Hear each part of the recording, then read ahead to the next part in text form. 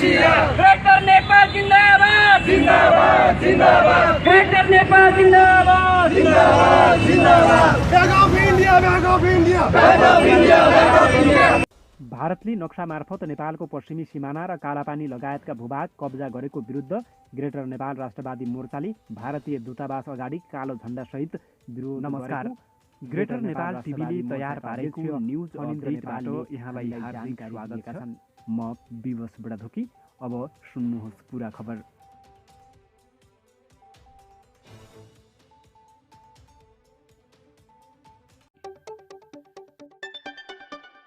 भारतले गत वर्ष अर्थात् सन् 2019 को नोभेम्बरमा नेपाली भूमि कालापानी, लिपुलेक र लिम्पियाधुरा क्षेत्रलाई आफ्नो नयाँ राजनीतिक नक्सामा देखायो।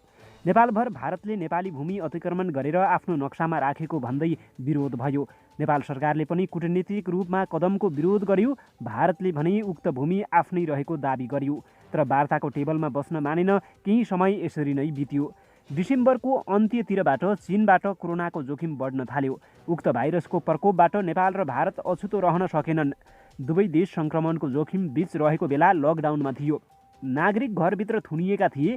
सीमा नाका बन्द थिए। त्यही बेला छिमेकी राष्ट्र भारतले कोरोना कहर बीच नै नेपाली भूमिमा सडक बनाएर त्यसको उद्घाटन गर्यो। त्यसयता लिम्पियाधुरासम्मको क्षेत्रलाई लिएर नेपाल र भारत बीचको सम्बन्ध चिसिएको छ। भारतले नेपाली भूमिलाई आफ्नो भनिरहँदा नेपाल चुप रहने कुरा भएन। नेपालले आफ्नो भूमिमा आफ्नो अधिकार स्थापित गर्छु भनिरहँदा भारतले लिम्पियाधुरा आफ्नै भूमि रहेको विदेश मन्त्रालयबाट हुने प्रेस ब्रिफिङमा बताउँदै आयो। तर यसमा केन्द्र सरकार र अन्य राजनीतिक दल मौन रहे। भारतीय प्रधानमन्त्री नरेन्द्र मोदी त सीमा विवाद बारेमा हालसम्म मौन छन्। काठमाडौँमा भने भारत विरुद्ध प्रदर्शन हुन थाल्यो। सडक बनाएपछि नेपालभर विरोध भयो। भारतीय मिडियाहरूले यसमा चीनको हात हुन सक्ने भन्दै प्रोपोगान्डा फैलाइरहे। भारतीय मिडियाको उक्त भ्रामक दाबीलाई जस दियो भारतीय स्थल सेना अध्यक्ष मनोज मुकुन्द नरवणेको एक अभिव्यक्तिले। नरवणेले चीनतर्फ लक्षित गर्दै नेपालले अरूको इसारामा लिम्पियाधुरा क्षेत्रमा आफ्नो दाबी गरेको भन्ने अभिव्यक्ति दिए। नरवणेको उक्त अभिव्यक्तिको चर्को विरोध भएपछि उनी आफ्नो अभिव्यक्तिबाट ब्याक भए। तर सीमा विवादको समस्या जहाँको तहीँ रह्यो। भारत कोभिड-19 को सङ्क्रमणलाई लिएर वार्तामा बस्न चाहेन। नेपालले वार्ताको लागि भारतलाई आग्रह गरिरह्यो। यसबीच भारतीय मिडियामा नेपाल र नेपाल सरकारलाई लिएर धेरै प्रोपोगान्डाका सामग्री प्रसारण भए। अन्ततः सरकारले नक्सा सार्वजनिक गरी त्यसलाई निशान छापमा राख्यो। भारतले भने नेपालको उक्त कदमलाई आफ्नो सार्वभौम सत्ता र अखण्डतामाथिको प्रहारको रूपमा अर्थायो। नक्सालाई ऐतिहासिक प्रमाण बिनाको भन्दै भारतले अस्वीकार गर्यो। तर वार्तामा बस्ने भने आनाकानी जारी राख्यो। अहिलेसम्म दुवै देशबीच सीमा विवाद बारेमा छलफल हुन सकेको छैन।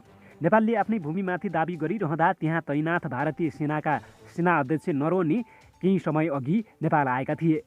नेपाल आएका उनलाई बिहिबार राष्ट्रपति विद्यादेवी भण्डारीले मानार्थ महारथीको पदवी प्रदान गरिन्।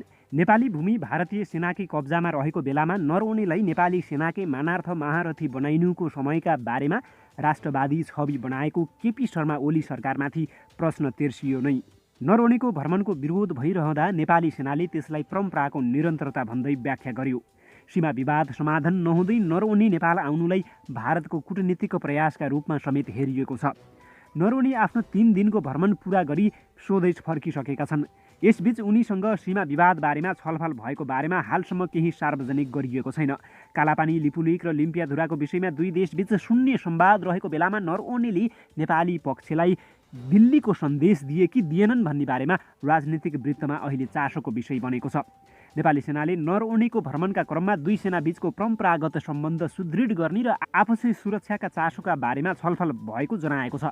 यस्तै बिहिबार जङ्गी अड्डामा प्रधान सेनापति महारथी पूर्णचन्द्र थापासँग भएको नरवणेको भेटमा नेपाल र भारतबीच द्विपक्षीय सुरक्षाका विषयमा लिएर तालिम लगायत अन्य सहयोग क्षेत्रमा थप विस्तार गर्ने बारे छलफल भएको नेपाली सेनाले जनाएको छ। उक्त भेटमा धेरैले सीमा विवाद बारेमा कुरा उठ्ने अनुमान भएको बताए पनि त्यसबारेमा केही सार्वजनिक गरिएको छैन।